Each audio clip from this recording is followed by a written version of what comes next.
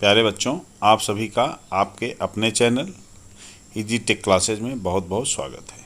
बच्चों, कुछ ऐसे टॉपिक होते हैं एग्ज़ाम में जो निश्चित रूप से पूछे जाते हैं, और केमिस्ट्री में ऐसा ही एक टॉपिक है कॉम्प्लेक्सेस या कोऑर्डिनेशन कंपाउंड्स। इनसे क्वेश्चन पूछा जाना सर्टेन होता है, निश्चित होता है कि इनसे संबंधित प्रश्न आपसे पूछे जाते हैं। और इनमें आज हम लोग देखेंगे हाइब्रिडाइजेशन किस तरह से हम कॉम्प्लेक्सेस का निकाल सकते हैं। बच्चों, इस लेक्चर में हमने कोशिश ये की है कि आपको हाइब्रिडाइजेशन ट्रिकी मेथड से बहुत कम समय में और बहुत अच्छे से बता दिया जाए। और एक चीज़ आप निश्चित मान के चलिए कि यह बहुत ही इजी टॉपिक है। इससे क्वेश्चन आपके कभी भी छूटने नहीं चाहिए। अगर इससे संबंधित क्वेश्चन छूट रहे हैं तो इसका मतलब आप लूज कर रहे हैं। इसीलिए ये और इम्पॉर्टेंट हो जाता है कि इस टॉपिक को हम लोग रिवाइज करें। तो चलिए देखते हैं हाइब्रिडाइजेशन इन कॉम्प्लेक्सेस है क्या। देखिए, पहली चीज़ हमें जो देखना है वो ये है कि किसी भी कॉम्प्लेक्स में हाइब्रिडाइजेशन निकालने के लिए इसका कोऑर्डिनेशन नंबर हमें पता होना चाहिए। अगर कोऑर्डिनेशन नंबर आपको पता है तो आप हाइब्रिडाइजेशन भी बता सकते हैं और उसकी ज्योमेट्री भी बता सकते हैं। अब प्रश्न ये जरूर होगा कि कोऑर्डिनेशन नंबर हम कैसे निकालें। तो देखिए, कोऑर्डिनेशन नंबर हमेशा नंबर ऑफ लिगेंड्स के इक्वल होता है, लेकिन लिगेंड मोनोडेंटेट होने चाहिए। जैसे क्लोराइड है, ब्रोमाइड है, सल्फेट है, तो इन सब के साथ कोऑर्डिनेशन नंबर हमेशा 1 होता है। तो जितने लिगेंड्स होंगे उतना ही कोऑर्डिनेशन नंबर होता है। लेकिन जैसे मान लीजिए अगर ऑक्सलेट आयन है C2O4 2- तो यह एक बाइडेंटेट लिगेंड है। अगर EN है एथिलीन डाइएमीन, ये बाइडेंटेट लिगेंड है। तो यहाँ पर इनके नंबर को 2 से मल्टीप्लाई कर देने पर कोऑर्डिनेशन नंबर आ जाता है। तो ये आपको विशेष रूप से ध्यान रखना है। अगर आपको कोऑर्डिनेशन नंबर निकालने में प्रॉब्लम है तो आप कोऑर्डिनेशन नंबर से रिलेटेड वीडियो को जाकर के डिटेल में भी देख सकते हैं, जहाँ से आप कोऑर्डिनेशन नंबर निकाल लेंगे। चलिए हम लोग आते हैं मेन टॉपिक पर। अगर हमें कोऑर्डिनेशन नंबर पता होता है तो हम किस तरह से हाइब्रिडाइजेशन निकालेंगे। तो बच्चों देखिए, अगर कोऑर्डिनेशन नंबर 2 है, ऐसे केस में हाइब्रिडाइजेशन आप जानते हैं कि SP होता है और ज्योमेट्री लीनियर होगी। SP होगा, कोऑर्डिनेशन नंबर, ज्योमेट्री लीनियर हो जाएगी। लेकिन अगर कोऑर्डिनेशन नंबर 3 है तो ऐसे केस में ज्योमेट्री ट्राइगोनल प्लेनर होती है और हाइब्रिडाइजेशन SP2 होता है। देखिए, यहाँ पर S और P में 2 ऑर्बिटल हैं, S और P, और कोऑर्डिनेशन नंबर भी 2 है। तो जितना कोऑर्डिनेशन नंबर है उतनी ही ऑर्बिटल्स हमेशा इन्वॉल्व होती हैं हाइब्रिडाइजेशन में। ये भी आपको ध्यान में रखना है। जैसे यहाँ पे 3 है तो SP2 2 और 1 3 है। इनकी ज्योमेट्री आपको याद रखनी है, ट्राइगोनल प्लेनर होता है। अगर 4 है, ऐसे केस में हाइब्रिडाइजेशन 2 तरीके का पॉसिबल हो सकता है, SP3 DSP2। अगर SP3 होगा तो ज्योमेट्री टेट्राहेड्रल हो जाएगी। अगर DSP2 है तो ज्योमेट्री स्क्वायर प्लेनर होगी।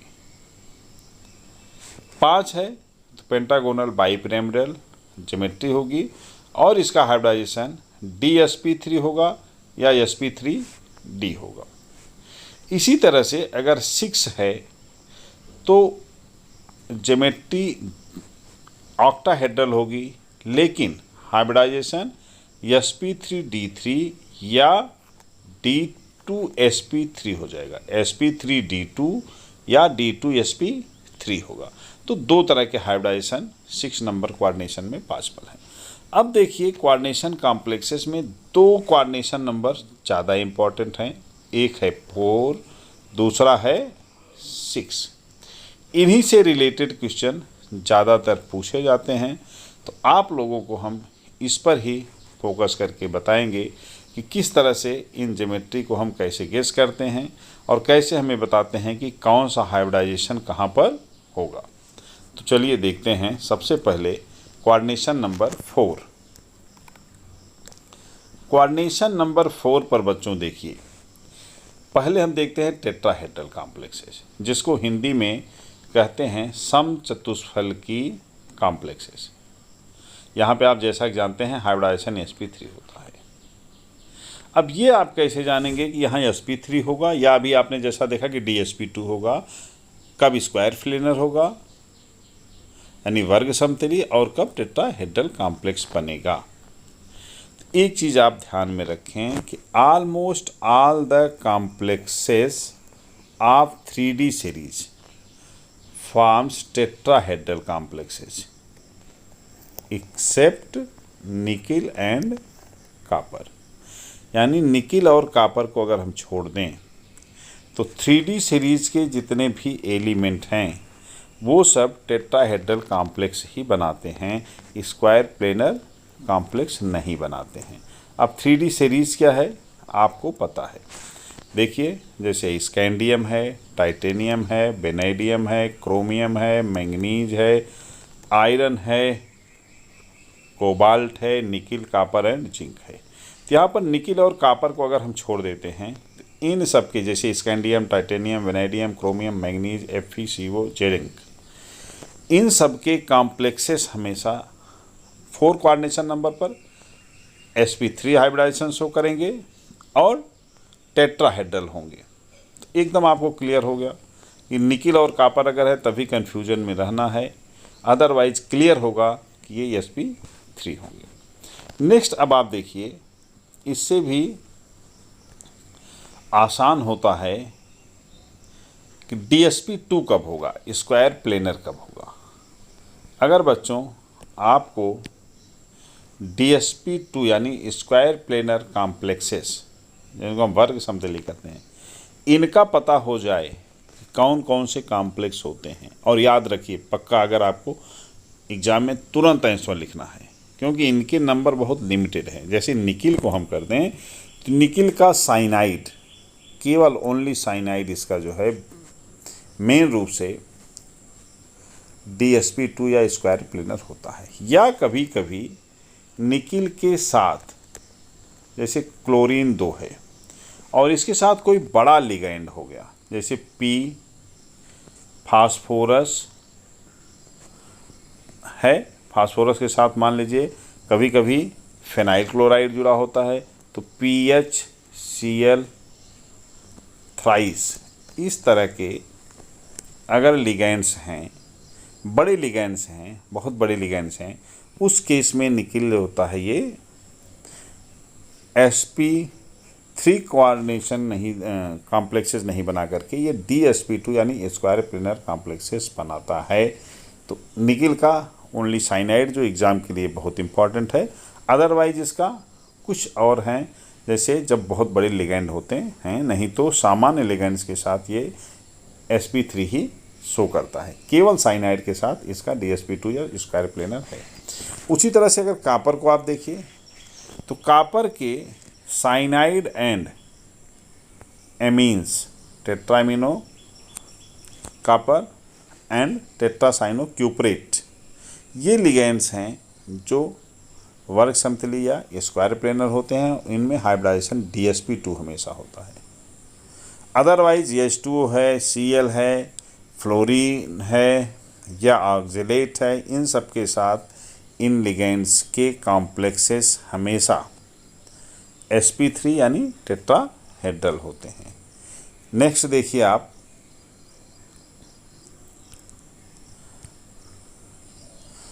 अदर्स में और कौन हो सकते हैं, ये और आसान है। D8 metals like platinum, Palladium and RH, ये कॉम्प्लेक्सेस अगर हैं तो भी ये स्क्वायर प्लेनर होता है।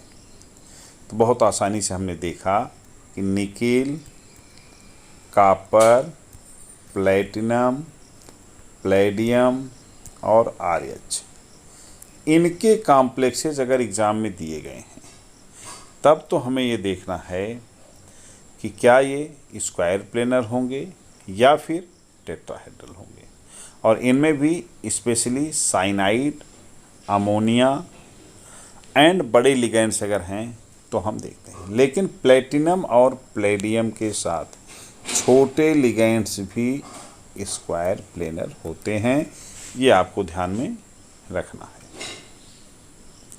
चलिए अब हम लोग देखते हैं coordination number 6, octahedral complexes. Octahedral complexes अगर हम देखें, जिनको अष्टफल की यौगिक कहते हैं हम, इनमें दो तरह के कोऑर्डिनेशन हो सकते हैं, हाइब्रिडाइजेशन हो सकते हैं। पहला है sp3d2।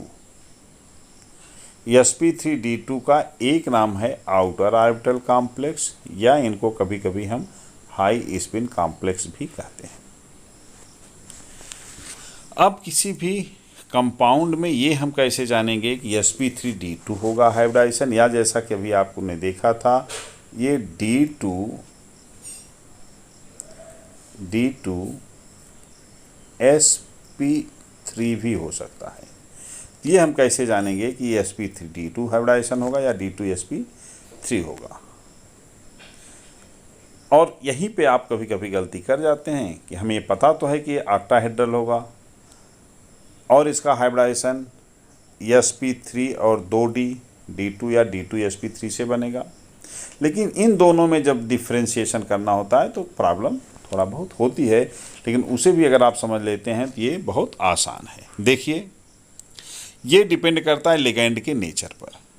अगर लिगैंड के नेचर को उनके स्ट्रेंथ के अकॉर्डिंग हम अरेंज कर देते हैं तो एक सीरीज बनती है जिसको हम लोग कहते हैं स्पेक्ट्रोकेमिकल सीरीज। स्पेक्ट्रोकेमिकल सीरीज जैसे यहाँ पे हम देखें तो बनी हुई है, इंक्रीजिंग ऑर्डर में इनको हम अरेंज किए हुए हैं। इनका पावर जो इफ़ेक्ट होता है लिगैंड फील्ड, उस स्ट्रेंथ के बेस पे इसको हमने अरेंज किया है। तो I minus Br minus SCN minus Cl minus से ये क्रमशः बढ़ रहा है और यहाँ CO तक बढ़ता है। यहाँ पे बच्चों आपको इन लिगेंड्स को याद करना है कि इस सीरीज में H2O तक जितने भी लिगेंड हैं, यानी iodine, bromine, thiocyanide, chloride, sulphide, fluoride, hydroxide, oxalate, H2O, ये वो कॉमन लिगेंड्स हैं जिनमें हमेशा sp3d2 यानी आउटर ऑर्बिटल कॉम्प्लेक्स बनते हैं। लेकिन NCS minus isothiocyanide, EDTA ethylene diamine tetraacetate, amine, ethylene diamine, cyanide and carbon monoxide, जिसको हम कार्बोनिल ग्रुप कहते हैं, इन सब में d2sp3 हाइब्रिडाइजेशन होता है। तो बस इतना आपको याद रखना है कि नाइट्रोजन या कार्बन मोनोऑक्साइड से रिलेटेड जितने हैं ये d2sp3 बना रहे हैं। और यहाँ ऊपर अगर हम देखते हैं तो यहाँ पर केवल एक में नाइट्रोजन है, लेकिन लिगैंड जो बनता है वो नाइट्रोजन से नहीं जुड़ता है बल्कि S से लोन पेयर होता है। इसलिए ये सब के सब जो होते हैं ये sp3d2 हाइब्रिडाइजेशन शो करते हैं। तो आपको अगर ये लिगेंड्स याद होंगे तो आप आसानी से बता देंगे कि ऑक्टाहेड्रल कॉम्प्लेक्सेज में कब sp3d2 होगा और कब d2sp3 होगा। इस तरह से हम ये बता सकते हैं कि कब लिगेंड्स में कौन सा हाइब्रिडाइजेशन होता है। आइए कुछ प्रैक्टिस सेट पे आप अगर प्रैक्टिस करते हैं तो ये हमें क्लियर हो जाएगा। जैसे यहाँ पर है निकिल टेट्रा कार्बोनिल, तो यहाँ पे देखिए आप, इसका कोऑर्डिनेशन नंबर कितना है, 4 है।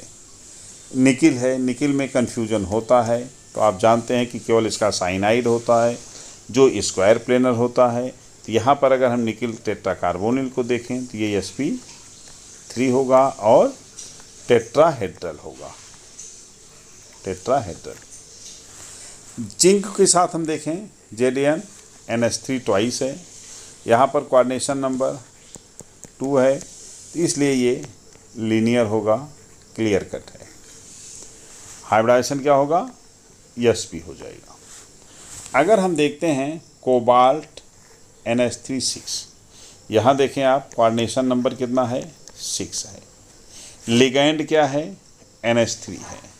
NH3 क्या होता है, एक स्ट्रांग लिगैंड है, इसलिए ये क्या होगा, यहाँ पर D2sp3 हाइब्रिडाइजेशन होगा। जैसा कि अभी हमने ऊपर देखा था कि ऑक्टाहेड्रल में लिगेंड्स दो कैटेगरी के हैं। वीक जो होते हैं वो sp3d2 बनाते हैं, और स्ट्रांग अमोनिया है, EDTA है, EN है, ये सब क्या बनाते हैं, स्ट्रांग बनाते हैं, और ये D2sp3 हाइब्रिडाइजेशन शो करते हैं। अब देखें नेक्स्ट, अगर हम Na2COF6, यहाँ पर CO के साथ F है और F का नंबर कितना है, 6 है। तो यहाँ पर जो कोऑर्डिनेशन नंबर है वह है 6, और 6 कोऑर्डिनेशन नंबर के कारण यहाँ पर ऑक्टाहेड्रल ज्योमेट्री होगी। और इस ऑक्टाहेड्रल ज्योमेट्री में अगर हम देखें तो यहाँ पर हाइब्रिडाइजेशन क्या होगा, F वीक है, इसलिए ये हो जाएगा sp3d2। तो ये अंतर होता है, कैसे हम हाइब्रिडाइजेशन निकालेंगे। FeH2O6 है, यहाँ पर भी कोऑर्डिनेशन नंबर आप देख पा रहे होंगे 6 है। H2O एक वीक लिगेंड है, इसलिए हाइब्रिडाइजेशन क्या हो जाएगा, ये भी sp3d2 होगा। इसी तरह से अगर हम देखें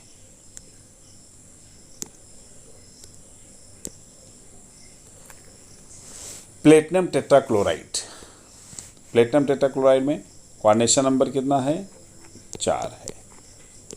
तो ऐसे केस में जबकि कोऑर्डिनेशन नंबर 4 है, क्लोरीन है, लेकिन ये प्लेटिनम है, प्लेटिनम एक एक्सेप्शन में आता है, इसलिए ये क्या होगा, स्क्वायर प्लेनर होगा, और हाइब्रिडाइजेशन क्या हो जाएगा इसका, ये हो जाएगा DsP2, और ज्योमेट्री हो गई स्क्वायर प्लेनर। नेक्स्ट है COC2O4 थ्राइस। तो यहाँ पर देखिए कोऑर्डिनेशन नंबर आपको देखने में 3 लगेगा, लेकिन ऐसा है नहीं। C2O4 एक बाइडेंटेट लिगेंड होता है, मतलब इसमें कोऑर्डिनेशन पावर 2 होता है। तो 3 है, तो 3 × 2 = 6 हो जाएगा इसका कोऑर्डिनेशन नंबर। अब हाइब्रिडाइजेशन क्या होगा, C2O4 आपने देखा कि वीक फील्ड में है, ये हो जाएगा sp3d2। इसी तरह से अगर हम देखें मैंगनीज को, manganese EN thrice, ethylene diamine 3 है, यहाँ पर कोऑर्डिनेशन नंबर अगेन 3 × 2 हो जाएगा, क्योंकि ये बाइडेंटेट लिगेंड है। कोऑर्डिनेशन नंबर 6 है।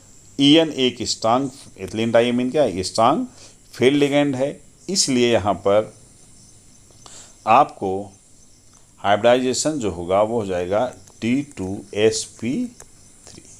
तो बस इतना ही हमें देखना है, स्ट्रांग है या वीक है। जैसे कॉपर टेट्रामीन है, तो यहाँ पर टेट्रामीन है, एमीन जब भी होगा कॉपर के साथ तो क्या हो जाएगा, स्क्वायर प्लेनर होगा। यानी यहाँ पर कोऑर्डिनेशन नंबर 4 है, और हाइब्रिडाइजेशन जो होगा वो DsP2 होगा, ज्योमेट्री स्क्वायर प्लेनर होगी। निकिल साइनाइड भी वही कंडीशन है, यहाँ पर भी आपका कोऑर्डिनेशन नंबर 4 है, और ज्योमेट्री जो होगी वो स्क्वायर प्लेनर होगी, हाइब्रिडाइजेशन DsP2 होगा। नेक्स्ट देखिए कोबाल्ट NH3 4 Cl ट्वाइस है। तो बच्चों यहाँ NH3 स्ट्रांग है, Cl वीक होता है, लेकिन चूंकि NH3 ज़्यादा है इसलिए यहाँ पर भी हाइब्रिडाइजेशन जो होगा, कोऑर्डिनेशन नंबर पहले हम देखें तो हो जाएगा 4 और 2 6, हाइब्रिडाइजेशन हो जाएगा D2sp3, और ज्योमेट्री होगी ऑक्टाहेड्रल। तो हमें उम्मीद है कि आप लोगों ने काफ़ी कुछ सीखा होगा। अगर कोई प्रॉब्लम है तो कमेंट बॉक्स में हमें ज़रूर बताएं। बच्चों आप लोग इस तरह के वीडियोज़ को पूरा ध्यान से अंत तक देखें और उस पर अपना रिस्पांस दें। इसे लाइक करें, शेयर और सब्सक्राइब करते रहें, जिससे कि आपको इस तरह के इजी वीडियो बनाकर भेजते रहें। Thank you.